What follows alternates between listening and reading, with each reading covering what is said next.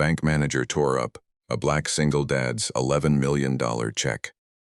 Then her boss called him, "Sir." The sound of paper tearing echoed through the silent bank lobby. Every customer froze as the bank manager ripped an $11 million check into tiny pieces, letting them fall onto the polished marble floor while staring coldly at the exhausted black single father standing before her. His young daughter clung tightly to his hand, watching the shredded paper drift like broken dreams. The manager pointed toward the door as security slowly approached, convinced she had just exposed a fraud. But less than 2 minutes later, the elevator doors opened, and the bank's regional president rushed across the lobby, looked directly at the father, and respectfully addressed him as "Sir." In that instant, every confident smile inside the bank disappeared. Before we continue this unforgettable story, if you believe that kindness, respect, and second chances can change lives, please like this video, leave a comment, share it with your friends, and subscribe to Bright Kindness. Your support helps us bring more emotional stories that remind the world compassion still exists. Marcus Johnson had never expected to become both a father and a mother to his 6-year-old daughter, Ava. After losing his wife to a sudden illness years earlier, every day became a battle filled with long work shifts, sleepless nights, unpaid bills, and endless sacrifices. He worked construction during the day, repaired machinery at night, and still found time to help Ava with homework before she slept. His clothes were worn, his boots carried years of dust, and his tired eyes revealed countless silent struggles. But he never complained, because every sacrifice was for the little girl whose smile gave his life purpose. Few people knew that Marcus had once designed an innovative safety system for heavy construction equipment. Large companies had rejected his ideas because he lacked wealthy investors and powerful connections. Years later, after a devastating industrial accident made safety technology a national priority, one engineering corporation rediscovered Marcus's forgotten design. They purchased his patent for $11 million. Finally recognizing the value of the invention they had once ignored, Marcus's lawyer advised him to deposit the check immediately. Instead of buying expensive cars or designer clothes, Marcus planned something much simpler. He wanted to pay off every debt, secure Ava's future, donate to the hospital that had cared for his wife, and establish scholarships for children who had lost parents just like his daughter. Walking into the downtown bank, Marcus expected nothing more than a routine transaction. Instead, suspicious glances followed him from the entrance.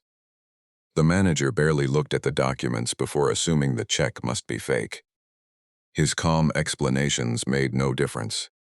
She judged the man standing before her instead of the truth lying in her hands. Without verifying the payment or calling corporate headquarters, she publicly accused him of attempting fraud.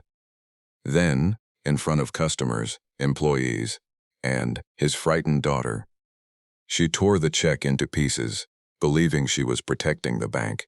Ava's eyes filled with tears as the shredded paper scattered across the floor. Marcus gently placed his hand on her shoulder, refusing to respond with anger. Years of hardship had taught him that dignity often speaks louder than shouting. The lobby became painfully quiet, with several customers secretly recording the humiliating scene. Then everything changed. The regional president entered after receiving an urgent call from Marcus's attorney, who had been unable to reach him moments earlier.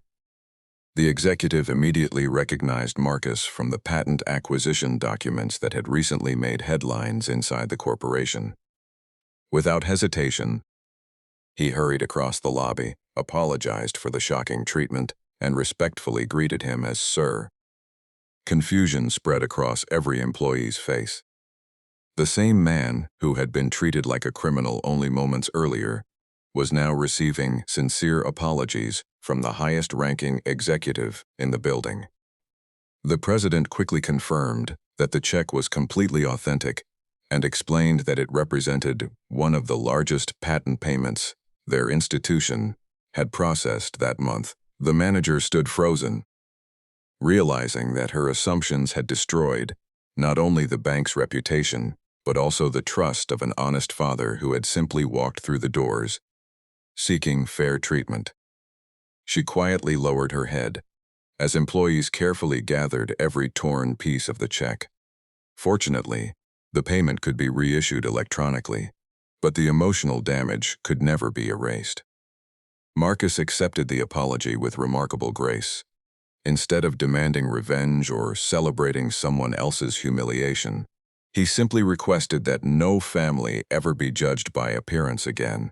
He explained that poverty has a look, exhaustion has a look, and hard work has a look, but none of them should ever be mistaken for dishonesty.